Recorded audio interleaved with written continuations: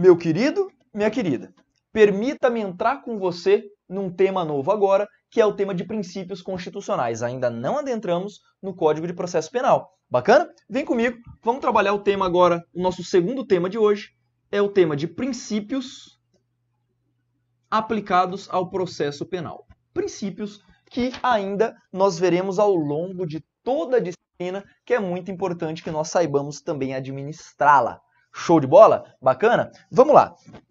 Doutor, eu sempre falo para você que princípio, você tem que se lembrar da essência dos institutos. Em se tratando de princípio, por favor, lembre-se da essência daquele instituto. Um princípio ele sempre é mais importante do que a norma propriamente dita, do que a norma positivada. Isso é importante que você saiba e saiba bastante bem. Ok? Então, para a gente falar um pouquinho a respeito de princípios, esses princípios que eu vou trabalhar com vocês são princípios constitucionais, doutor. Muitas vezes trazidos aí para nós em sede de processo. Bacana? Primeiramente, então, o primeiro princípio que eu quero trabalhar com você é o princípio mais importante do processo penal, doutor, que é o princípio do devido processo legal. É o princípio do devido processo legal. Ok? Olha só. Aqui, a base nossa de estudo, tecnicamente falando, doutor, basicamente vai ser o quê, Pedro? O artigo 5º da Constituição. Eu vou citar para você uma série de artigos. Nos materiais eu costumo colocar para você certinho onde que está positivado esse ponto na Constituição. E aqui nós vamos trabalhar o princípio do devido processo legal. Olha só, a Constituição fala assim, doutor. Primeiro princípio. Ninguém será privado de seus bens ou de sua liberdade, senão pelo devido processo legal. Ou seja, nenhuma pessoa terá seus bens retirados, nenhuma pessoa terá sua liberdade restringida, se não passar efetivamente pelo devido processo legal. É isso que eu gostaria que você tivesse em mente. Show de bola? Bacana? Então, olha só. O devido processo legal, para a doutrina processualista, doutor, é o princípio mais importante, que a gente chama de princípio norteador do direito processual penal. Trata-se efetivamente de um princípio norteador. E deste princípio, doutor, deriva todos os demais que nós veremos aqui, inclusive. Olha que interessante. Deste princípio, deriva todos os demais. A doutrina costuma chamar isso de efeito guarda-chuva. Olha que interessante. Efeito guarda-chuva. Pedro, mas por que efeito guarda-chuva? Olha que interessante, doutor. Ele é assim chamado de efeito guarda-chuva porque imagina, se para ter os meus bens restringidos ou até mesmo a minha liberdade, eu preciso passar efetivamente por um processo, significa que nesse processo tem que ser assegurado contraditório em ampla defesa, sim ou não? Percebeu que o princípio do contraditório em ampla defesa deriva do princípio do devido processo legal? Isso é importantíssimo que você saiba. Então, o princípio do devido processo legal significa isso. Ninguém terá sua liberdade restringida ou nem mesmo retirado seus bens se não passar pelo devido processo legal. E é por isso que aqui, justamente, nós veremos que deste princípio, doutor, o princípio do devido processo legal, ele deriva um segundo princípio, que é o princípio que eu já até adianto para você, chamado de indúbio pro réu. Pedro, por que o princípio do devido processo legal, juntamente com o princípio da presunção da não culpabilidade, vai trabalhar com indúbio pro réu? Olha só que interessante. A pessoa, ela somente poderá ter a sua liberdade ou seus bens retirados se passar pelo devido processo legal. Pedro, mas e se no processo não for comprovado culpabilidade ou autoria? Doutor, ou até mesmo gerando dúvida, isto incide no indúbio pro réu. O princípio do indúbio pro réu, ele também está derivado diretamente, sabe do que, doutor? Do princípio da não culpabilidade, ou princípio da presunção de inocência, que é o próximo princípio que nós veremos. Olha que interessante, indúbio pro réu. É como se a Constituição olhasse para o réu e falasse o seguinte, pro réu não, na verdade pro juiz, né? Juiz, na dúvida, absolva o réu. Na dúvida, juiz, absolva o réu. Bacana? Isso é importantíssimo que você saiba que ele sobrevém do princípio do devido processo legal e também do segundo princípio que eu vou colocar aqui para você, que é o princípio da presunção de inocência, que a doutrina odeia esse nome e ela prefere chamar assim, ó, princípio da presunção de não culpabilidade. São coisas diferentes, doutor. Princípio da presunção de não culpabilidade é diferente de você chamar de princípio da presunção de inocência. A doutrina prefere este nome porque chamar uma pessoa de não culpada é diferente de chamar uma pessoa de inocente. Tudo bem? Bacana. E o que esse princípio nos diz? Olha só, uma pessoa só terá os seus bens, uma pessoa só efetivamente será considerada culpada, uma pessoa efetivamente somente será considerada culpada após haver aquilo que a gente chama de coisa julgada, que você pode chamar hoje de sentença transitada em julgado. E, doutor, pelo amor do que você acredita, perceba, quando eu cito para você o princípio da presunção da inocência ou da não culpabilidade, significa dizer, réu, você será considerado não culpado até que sobrevenha uma sentença transitada em julgado. E aí o que aconteceu? Informativo 842 do STF, até 2019, falava o quê? Após condenação em segunda instância, já percebe-se possibilidade de cumprimento de pena. Justamente porque as instâncias superiores não verificam mérito do ato, só critérios de legalidade. E aí, o que aconteceu agora, final de 2019 para 2020? O STF mudou esse posicionamento que era tão enfadonho em provas. Doutor, hoje o STF mudou o seu entendimento, afirmando que somente será possível a execução da pena, somente será possível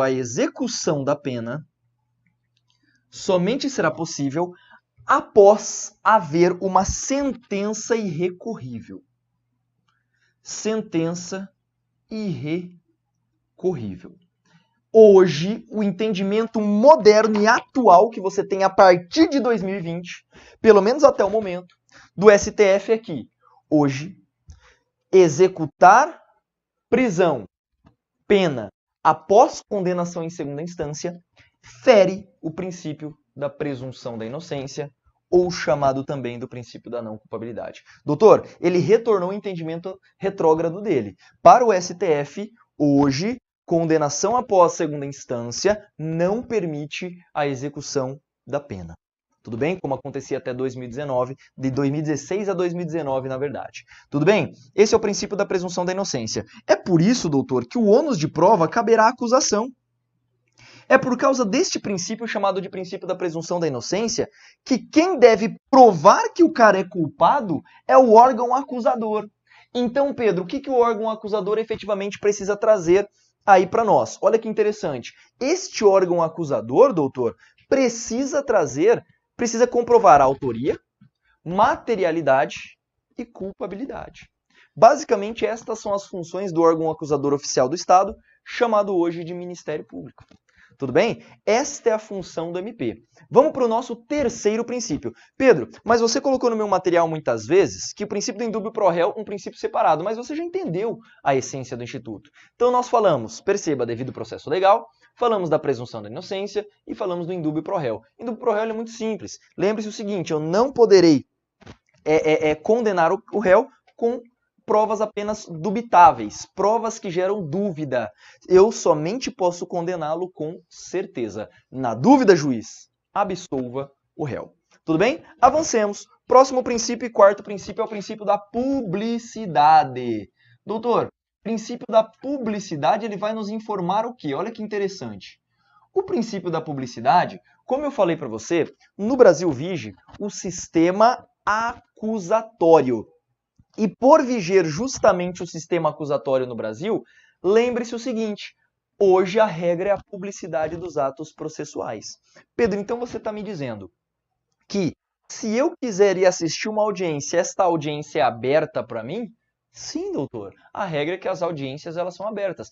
Inclusive, recomendo para você, se possível, que você até assista uma audiência de tribunal do júri. Sensacional. Cara, aquele troço é adrenalina, hein? Então você pode assistir? Sim. Pode assistir, sim. Então, esta é a regra, publicidade dos atos processuais. Só que aqui é importante que eu traga para você verdadeiras exceções a essa regra, doutor. E estas exceções, para nós aqui na prova, são marcantes. antes. Pedro, não entendi. Como assim? Quer ver? Qual seria a exceção à publicidade? Doutor, o juiz poderá decretar sigilo, o juiz, hein? Poderá decretar sigilo do processo sempre que estivermos diante de ferimento à honra dos envolvidos, à imagem dos envolvidos e também sempre que envolver intimidade. A doutrina costuma trabalhar também uma questão de segurança nacional. Sempre que envolver temas, então, relativos à segurança nacional, também será possível decretação de sigilo do processo. Mas a regra é que o processo ele é público, doutor. Portanto, em se tratando de pedido para preservar a honra, a imagem, a intimidade ou a segurança nacional, aí sim o juiz poderá decretar o sigilo do processo. Tudo bem? Bacana? Quarto princípio, muito simples, muito tranquilo. Vamos lá. Deixa eu só verificar aqui para nós no nosso material. Próximo princípio, princípio do juiz natural e princípio do promotor natural. Doutor, olha que importante. Esse daqui cai em prova, hein? Juiz natural. E intrínseco a ele também nós veremos o princípio do promotor natural. Doutor, meu querido, minha querida, todos esses princípios que nós vimos até agora, publicidade, devido processo legal, né? Isso, você saiba, estão expressamente previstos na Constituição e também, no caso do indúbio pro réu, no artigo 386 do CPP. Ou seja, existem dispositivos legais expressos trazendo para nós esses conteúdos. Qual que é o meu problema? Esse aqui. Doutor, a primeira coisa que você vai lembrar, o princípio do juiz natural ou do promotor natural também, é assim, a Constituição fala, toda pessoa que for processada, ela deve ser processada e julgada por autoridade competente. Perceba que ela não fala que é o juiz e não fala que é o promotor. É por isso que a doutrina sedimenta que esse princípio e as bancas, em especial CESP-NB, gosta muito disso aqui, hein? Doutor, trata-se de um princípio implícito. Tudo bem? Trata-se de um princípio implícito. Por quê? Olha só, a Constituição fala que toda pessoa que for processada, ela será processada e julgada por autoridade competente. Ela não fala quem, por isso que é implícito. Deu para entender? Então, esse quinto princípio para nós, ele vai dizer assim, Pedro, por que juiz natural ou até mesmo promotor natural? Doutor, os juízes e os promotores, eles precisam ser conhecidos previamente.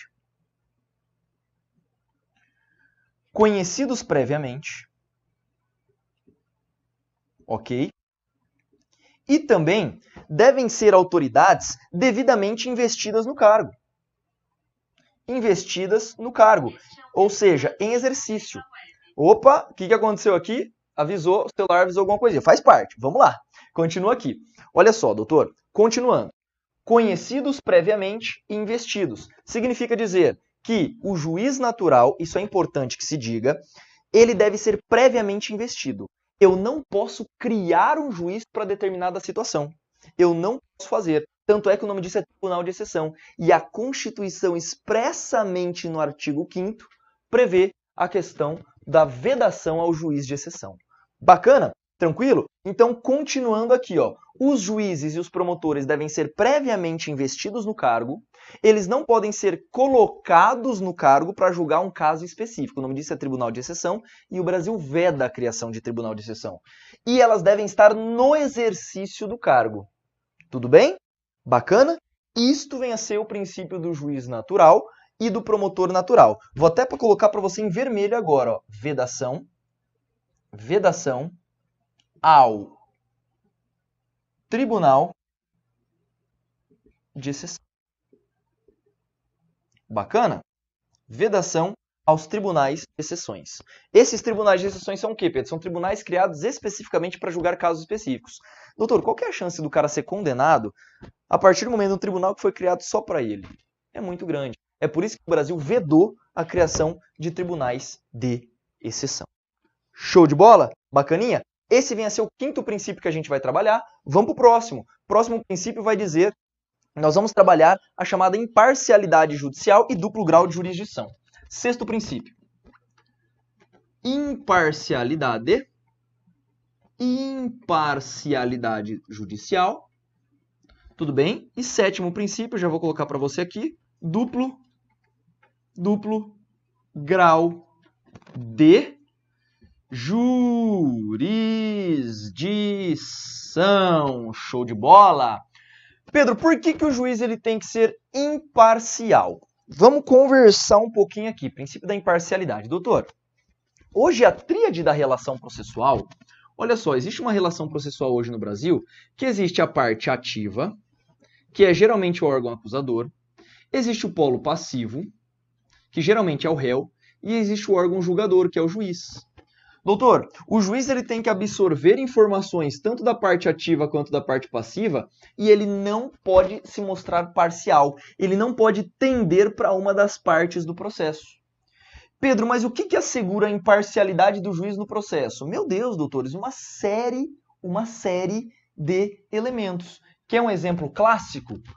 Artigos, os chamadas suspeição e impedimento judicial. As hipóteses de suspeição e impedimento do juiz vão fazer com que ele se afaste do caso se ele se mostrar parcial.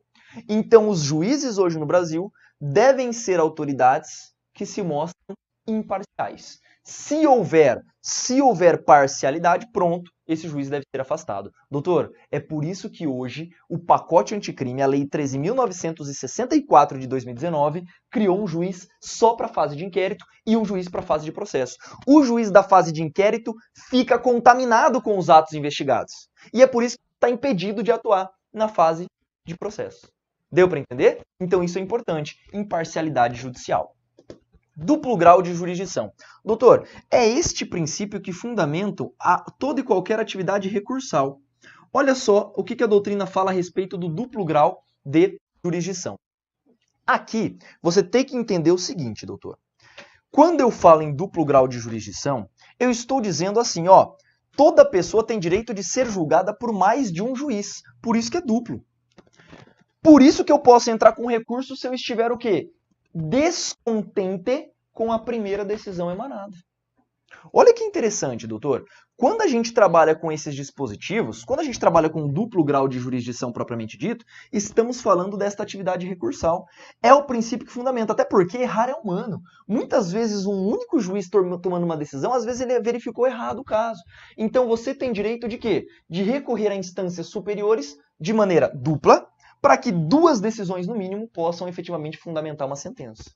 Deu para entender? Duplo grau de jurisdição significa dizer que você tem direito a entrar com recursos nas instâncias superiores, caso esteja descontente, até porque errar é humano. Muitas vezes aquele juiz ele verificou de maneira errada aquele caso, e você tem direito sempre a uma segunda opinião, digamos assim. Ok?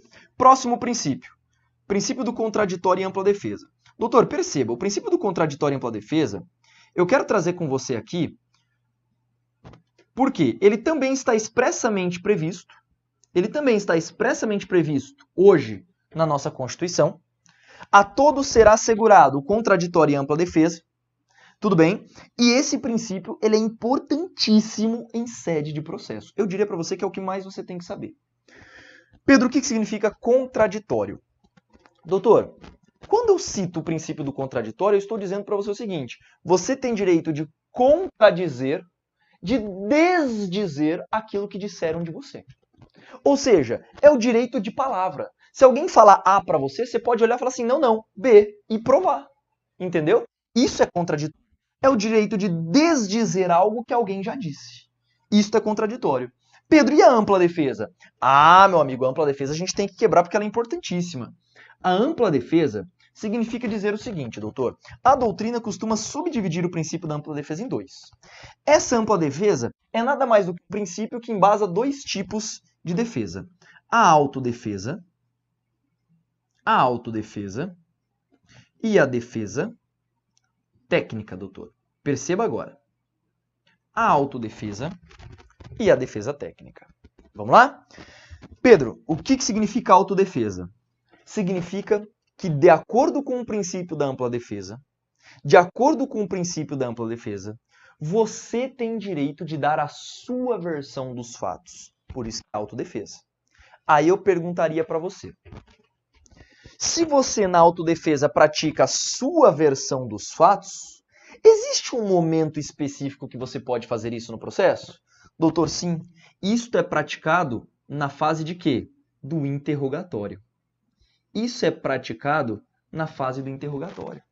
Isso é importantíssimo que você saiba. E olha só o que eu vou dizer, eu vou além, eu vou aprofundar com você. Perceba. Doutor, marcar o interrogatório do réu, a oportunização do interrogatório é obrigatória sob pena de nulidade e ferimento do princípio da autodefesa. Só que eu te pergunto, o réu é obrigado a comparecer? Será que esse réu está obrigado a comparecer na sua sessão de interrogatório? Doutor, claro que não. Sabe por quê? O direito de interrogatório, o direito de dar sua versão dos fatos é um direito disponível. Ele pode dispor e pode se valer muitas vezes do silêncio. A oportunização é obrigatória, mas a presença do cara não. Percebeu o interrogatório? Então, o cara ele pode permanecer em silêncio. Ou seja, é um direito disponível. O direito de autodefesa é um direito disponível. Agora, quando eu trabalho com a defesa técnica, doutor, é o direito de advogado.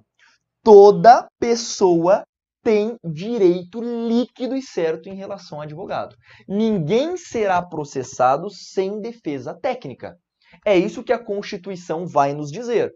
Ou inclusive com o fundamento jurídico que eu coloquei ali no seu material também. Então a defesa técnica, doutor, se a Constituição e a lei fala que ninguém pode ser processado sem advogado, significa que esse direito é disponível ou indisponível? Se por um lado o interrogatório você vai dizer que ele é disponível, hoje o direito de defesa técnica ele é indisponível. Seria aquele direito que você tem advogado e esse direito é indisponível. Ninguém pode ser processado sem ter um advogado ali do lado. Tanto é, doutores, que eu coloquei até no seu material a súmula 523 do STF enaltece que a falta de defesa técnica em sede de processo causa nulidade do ato se gerar prejuízo às partes. Então, percebeu? Olha só, o STF já se manifestou a respeito da defesa técnica. Então, ampla defesa é isso. O que é ampla defesa? Significa dizer que eu tenho o direito de me defender e de constituir alguém para me defender. Pronto. Isso é autodefesa e defesa técnica propriamente dito, dizendo esse ponto aí.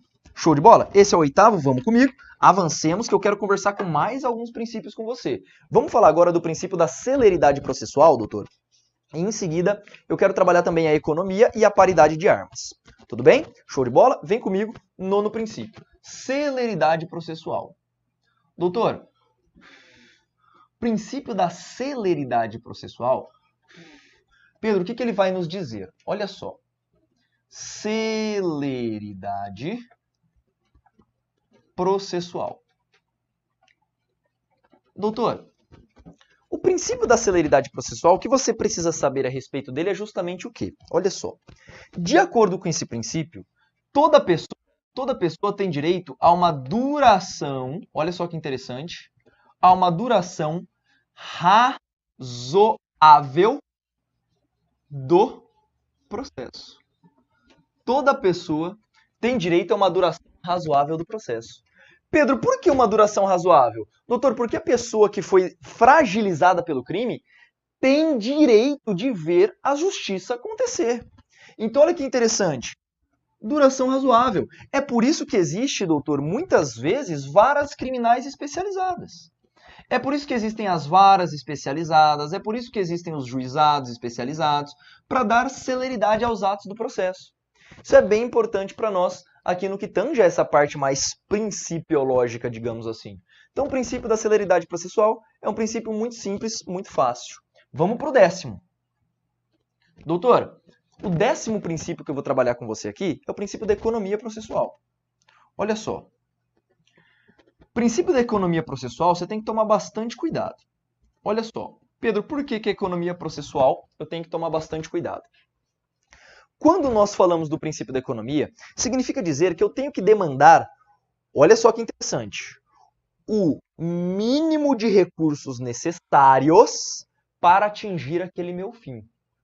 É por isso que muitas vezes, doutor, É por isso que muitas vezes uma pessoa que vai ser processada na esfera criminal e civil ao mesmo tempo, a pessoa produz provas só em um processo e essas provas já migram para o outro. O nome disso é prova emprestada, nós também falaremos em momento oportuno. Então o princípio da economia processual vai dizer, será demandado o mínimo de energia